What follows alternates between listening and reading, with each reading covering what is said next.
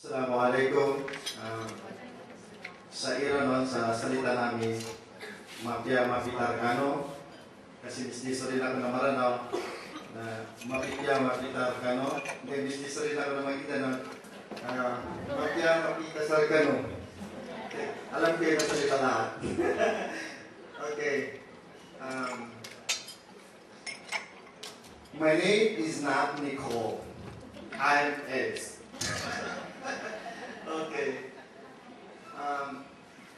I would be presenting the findings of my thesis, which was entitled Couples Involvement in Activities Related to Fertility Behavior Among Bangsamoro Couples in Sultan Kudarat, Sheriff Kabusuan. Ngayon, sabi po nila, hindi na po under sa Sheriff Kabusuan, bumalik na po kami sa Maguindanao. Pili natin palitan yung title ko. Couples Involvement in Activities Related to Fertility Behavior Among Bangsamoro Couples in Sultan Kudarat, Maguindanao. Bago na kagad. Ngayon ko lang nalaman yun eh. Next one.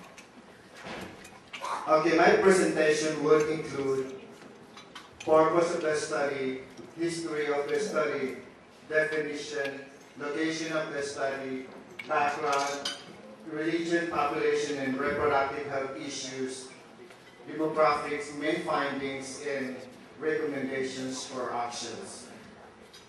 Next, please. The objectives of my studies were to present the socio-economic demographic characteristics of respondents as to their age, as to their age of marriage, number of children, if they are extended family, and so on. Then, to document the couple's views and beliefs on activities related to fertility behavior. Ito po yung views nila, like for example, on family planning. Ano yung views ng couples on family planning? At saka, ano yung beliefs nila or practices on sexual intercourse. Wow. Okay, sa ano yung pregnancy, then kahit nasa postpartum care, included dito. Ano yung mga practices ng Bangsamoro couples ko? And the next one is to describe the couple's involvement in activities related to their fertility behavior. Ano yung mga involvement ng husband at saka wife doon sa, kahit sabihin pa natin sa sexual intercourse, ano yung involvement ng husband at saka wife? So during the pregnancy and also during the postpartum period. Next one. I initiated a study in 2006 kasi nung dumating ako from Hawaii, 2005 po, may naiwan po ako ng mga subjects. 1 semester po yun. Tapos nag-asa ko na nga, wala na pala extension ang pera. Kaya nag-initiate po ako. Natuloy po ito in 2006. With my thesis advisor said and concluded that there is less or little to no information about the fertility behavior among Bangsamoro couples. Kaya ako nagkaroon ng interest. And then I approached my mentor at Ateneo de Davao University, suggested a support for my interest in the study. And then in 2007, the research proposal was passed and data collectors were hired and siyempre, bumili po ako ng mga supplies. Aking pera yun. Wala nang iiwan galing sa IFP po. Okay. Focus group discussion po. Ang ginawa ko sa 15 wives at saka 15 na husbands in 2 barangays of Sultan Kudarat. And then, tandaan po ninyo, ang Sultan Kudarat, dalawa po sa Mindanao. Yung Sultan Kudarat Municipality at Sultan Kudarat Province, magkalayo po yun. Itong Sultan Kudarat Municipality ay malapit po ito sa Cotabato City. Ang seat ng government niya ay 10 kilometers away from Cotabato City. And I used the descriptive study design and systematic sampling. Ang mga respondents ko po ay 30 kakopos belonging to Bangsamoro tribes. Ano yung mga Bangsamoro tribes? Pwede siya Iranon, Maguindanon, Tausug, kahit sa Mapanginipa, basta belong siya sa, not included here yung Balik Islam. Pero Bangsamoro talaga yung kinuha ko na respondents. Okay.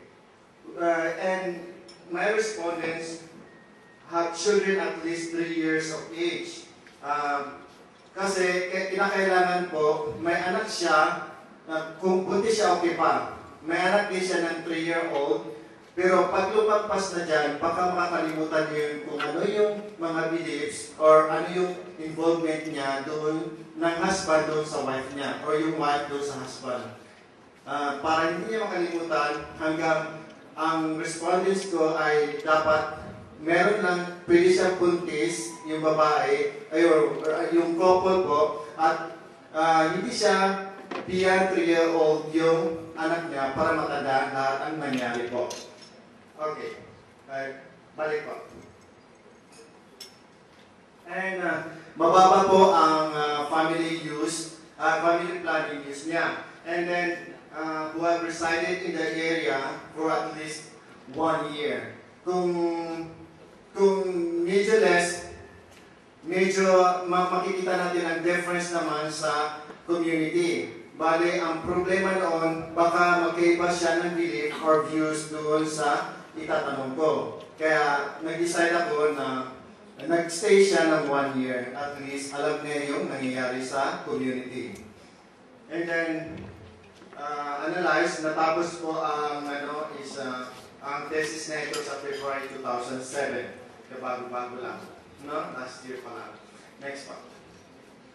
Definition. When we say couples involvement, refers to the role of husband and wives pertaining to fertility behavior. And fertility behavior refers to the behavior of both husbands and wives pertaining to fertility behavior as to marital intercourse during pregnancy and also to the newborn care. Next. Para mabilis po kasi nag-try lang kami nga namin kanina, nag-abot ng 40 minutes. Kaya sabi ko pag hindi lang kailangan na maraming explanation. Okay, next. Back up. Ang sultan kudarat po ay ito po. Nakikita po sa Maguindanao noon, nasa Maguindanao na siya. Bali ngayon, dito sa Sheriff Cabusuan, na-dissolve naman daw, no? Bumalik na naman kami sa Maguindanao. Wow, ibang klase. Okay, next po. Bali, yung 2 barangays among the 39 barangays, yung 1,000, yan ay nasa urban, na pinakamataas ang population among the urban barangays, at saka yung napili ko ang katituan, yung pinakamataas na population among the rural barangays. Dalawa po ang napili ko na area. Then, ang pinaka, sa background na tayo, ang pinaka affected po, bakit nakaka-apekto po ang religion na Islam at itong Sharia sa buhay ng Bangsamoro people. Ito po ay napakalaking affectation sa buhay ng Bangsamoro po. Kasi ang Islam, kahit na yung village na culture ay nakabase po sa Quran. Yung practices nakabase rin po sa Quran. And then yung Sharia po, this historical foundation of Islamic religious law, this is comparable to Supreme Court. Pili rin siya sa lower court, higher court, or Supreme Court. Dito po yung Sharia na sinasabi. Pero, in the Philippines, this is regulated by the government. Hindi kami basta-basta kukuha kung anong gusto namin or gusto ng Bangsamoro without the pagbantay ng Philippine government po. Okay. May 5 minutes lang po ako. Okay. National Reproductive reproductive health policy is in the Philippines is based on the International Conference Population and Development. Kaya ito, hindi siya kanais-nais sa mga religious leaders. Ang ibang programs mo, hindi po lahat. Pero ibang programs po ng International Conference on Population Development, hindi natatanggap po ng religious leaders po namin. And ano ang resulta nito? Rejection of the programs on reproductive health. Okay po. Malapit, hindi na ako mag-ano. Dire-diretso na po. Ano ang failure nito? Dahil sa lack of valid and reliable data on activities related to fertility behavior among Bangsamoro people. And then, ang solution nito, mag-explore ka kung ano yung mga beliefs, ano yung mga views, ano yung mga practices, ano yung mga traditions ng Bangsamoro para malalaman mo kung ano ang solution para maintindihan mo kung bakit napifailure itong reproductive health na binibigay ng government po. Next. The findings on demographics. The respondents an average of 33 years old. And then, 4 ang anak nila, kinakasal po sila usually at 22, and then the majority of the tribe belong to Iranon, 70% po, napakalaki doon sa Sultan Kudarat, 70%. Pero minsan hindi nyo naririnig kung sino yung mga Iranon, naririnig po ninyo yung Malindanan, pero malaki po, hanggang sa Malaysia po ang daming Iranon. And then the majority of the respondents extended po, ang 60%, and then, nagkamali ako doon sa, arrange pala ng, is 70%, doon sa mga Iranon is 73. Most of the respondents, low income po sila, between 2,000 to 3,005 po ang buwan-buwan na nagkikita po nila. Dahil sa mga respondents namin doon ay engaged na small business at saka sa farming. Next po. Ano itong main findings? Another main findings. Most couples practice natural family planning. Ano yung natural na sinasabi? Ang natural ay abstinence. Huwag mong gawin yan, please. And then the next one is withdrawal. Ano po yung withdrawal? Tinatanggal po. Yun pang withdrawal. Okay. Sexual intercourse should be done within marriage. Rewarding act of charity. Pag after nagkasal, pwede nyo gawin yan, charity po yan ang tawag sa amin. And then, siguro din kahit sa mga Kristiyano, charity din po yan. Pag ginawa po ito after marriage. And then, sexual commences or begins with a sincere prayer. Hindi kami basta-basta susunggap po. Gawin agad kung walang sincere prayer po. Yan po ang binabasa namin before the sexual act. Wow, ganda no? Huwag kayong basta hubad-hubad. And should be done in loving climate and with privacy. Hindi po ito pwede gawin sa CR or dun sa mga paliguan. Dapat po sa room walang makakakita para walang skandal. Okay, should result in satisfaction of both parties. Para pag walang satisfaction, na malaking kasalanan po yun. Then, the practices during labor, drinking a lot of water. Kailangan po uminom kayo ng marami para ma-push down yung baby at madaling lumabas. Wow naman. Pag buntis kayo, kailangan marambit pa po. Sige, okay. And then, practices during the child delivery, recite a prayer for easy delivery. Meron kaming binabasa from the Quran na para easy ang delivery ng baby. Marami pang practices, pero ito yung pinaka-main point ng respondents ko. And then, in the postpartum care, tinitingnan lang nila yung doon lang ang couples na nakatutok sa child care, hindi po doon sa mother. Pagkatapos ng panganganak, ikaw ang baby ang tutukan namin. Itong mother na ito, kawawa naman. Yun po na-obserbahan. Kahit ako nurse, nakapunta ng area, kawawa talaga yung mga mothers po namin doon. Okay, the next. There is a low participation and prenatal services.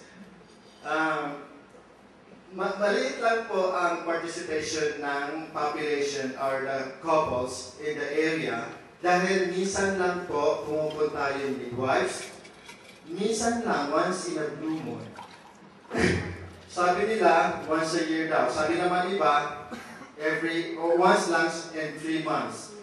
Ang nurse po hindi talaga nakikita. Ang doktor hindi talaga nakikita doon sa area. Most especially, okay lang doon sa urban, nakikita pa. Urban barangay. Pero doon sa rural, yung napuntahan ko or ginawa ko na area ay problema po. Napakalaking problema dahil walang pumupuntang doktor. And then, another finding, a husband's involvement is expected during labor to prepare the newborn's requirements. Usually, nandoon po ang husband, yun naman ang kagandahan ng practices nila. Usually, pangit kang lalaki kung hindi ka nandoon during the panganganak. Okay, the husband are also expected to present at delivery to assist the hilot. Maganda po yun, no? Nag-assist po sila sa hilot ang mga asawa, and then provide moral support to the wife. Ano po yung moral support? Sige, labas po please. And then whisper the appropriate prayer into the baby's ear. Pagkatapos po mga anak, itong tatay magkukol ng prayer doon sa right ear, and then after that, another prayer to the left ear. And practices after birth, women breastfeed the baby immediately. Yun, maganda rin po. Kahit hindi niyo po tuturuan, yun po ang kinakailangan sa amin. Pag nanganak yung mother, breastfeed him immediately. And then boy children are circumcised. Pero sa mga Arabs naman, after na panganak, sinicircumcise kagad. Pero dito sa mga Bangsamoro couples, at the age of 5, 6, 7, sinicircumcise na po. Pero hindi ko alam kung may episode paano naiiwan sa Bangsamoro people. Okay po. Next, the respondent reported low participation in postpartum services. Sitting on the health, natawa si ate. Respondents reported low participation in postpartum services.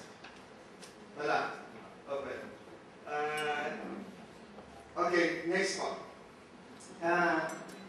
Ang recommendation namin, all traditional attendants be given training. Next, opening operation of Center for Muslim Community kasi ito po ang wala sa amin. Problema ito, napakalaking problema po kasi wala kaming center talaga.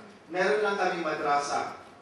Nag-aaral yung mga bata, tinatawag lang doon. Pero sinasabing centers po, wala kami yan. Pero sa ibang, meron din po, pero kasi dahil kapos po sa budget. Yung mga Muslim leaders, minsan hindi din nagagawa din po. Minsan kasi natatakot din po sila sa government na baka kung ano ang tinuturo doon. And then, yun po. Next,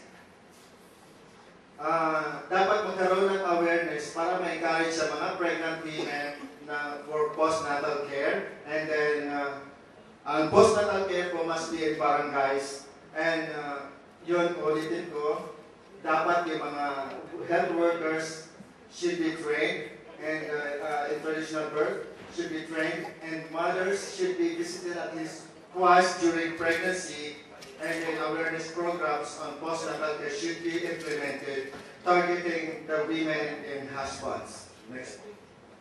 Programs should be designed to guide the practice and implementation of reproductive health programs in Muslim communities. Thank you very much.